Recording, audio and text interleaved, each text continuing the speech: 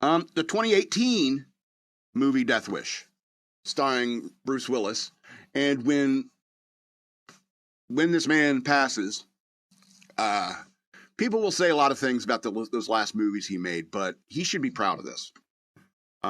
He was still like cognizant and cogent enough to perform in this role, and did a really good job. Plus, it's an incredibly strong script and incredibly well directed, with also a A-list cast. All right. Now, if you know anything about Death Wish or the Death Wish movies, I'm specifically referencing like the Charlie Bronson Death Wish, and it was in 1974, and this movie is very similar to that. It's always the same kind of revenge fantasy for any kind of guy movies. Like your wife and daughter get killed by criminals, and you go out and you just start shooting criminals. It's classic vigilante Punisher stuff. It's not exactly an original screenplay. After all, it's called Death Wish, a movie that was originally made in 1974. However, in the 1974 Death Wish, I believe there was a implied rape that took place, and when it comes to a wife and daughter being cornered by a bunch of criminals in their home, there's always a possibility of that happening. I think this modern version of it just kind of like carefully dances over the idea that something sexual in nature could have happened or may have happened. I think the 1974 was far more aggressive about the idea that yes, there is a sexual assault involved in what happened here, and when it comes to that kind of thing, that could really piss off a person a lot. Especially if it was your daughter being, you'd kind of want to hit the streets, start taking out criminals. But what you shouldn't do, you should not do that. Vigilantism is a terrible, terrible, dirty business. And like I was talking with EK earlier about, when it comes to the real business of revenge, the story is always going to end the same way. It's like billionaire Bruce Wayne found dead in an alley dressed as a bat. And there's like a second night out as Batman. All right, because that's the truth of the matter. It's a very, very dirty business. However, it's a very clever script. He's like, I want to do this. I want to go out and hurt these people who killed my wife. His wife was played by Elizabeth Shue, damn it. Elizabeth Shue, one of the actresses I have the longest, steadiest crush on to this day. And I'm sorry, when you kill Elizabeth Shue in a movie, I'm on Bruce Willis' side. I went, Bruce, let's go out there.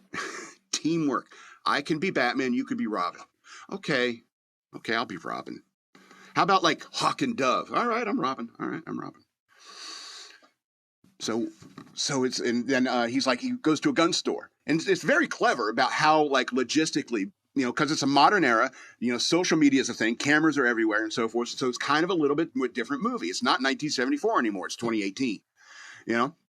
So he goes to the gun store and starts talking to this cute girl, Bethany. There's a little bit part for her. And he's like, okay, there's cameras everywhere. I'm going to have to fill out paperwork. They can trace every single bullet from where it was purchased. I can't buy a gun. So he doesn't buy a gun.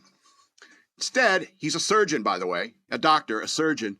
And so they get this GSW guy from Gangland in Chicago. This takes place in Chicago. So there's plenty of chances for gang members to show up with a gun on him. And he steals a gun from like a gang member. And he starts going out fighting crime. And then he's like, I don't know how guns work. And then there's this amazing dual screen where he's like watching a YouTube video on how to break down a Glock 17, which is the type of gun he found. And he's how to break it down. It shows, and it's juxtaposed with images of him being a surgeon, doing surgical stuff. And it was really well directed, Eli Roth. That's the Bear Jew from Inglourious Basterds. Very well done as a director, Eli Roth.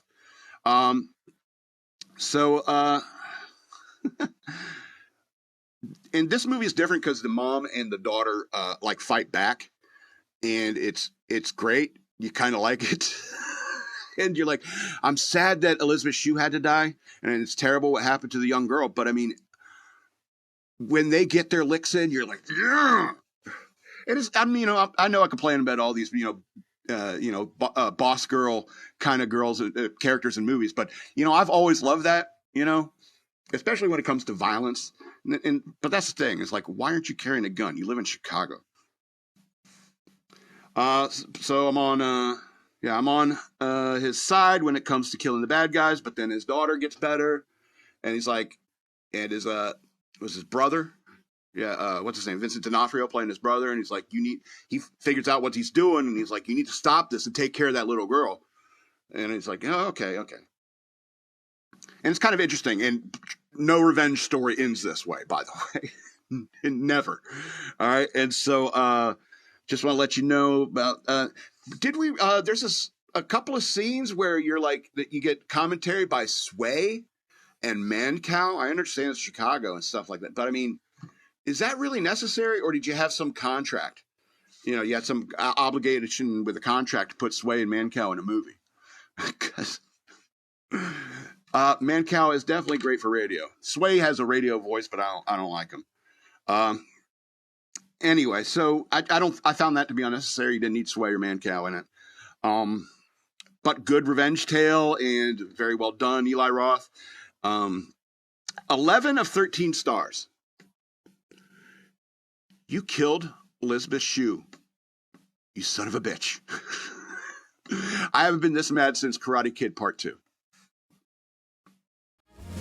The madman loves you all, from the big to the small.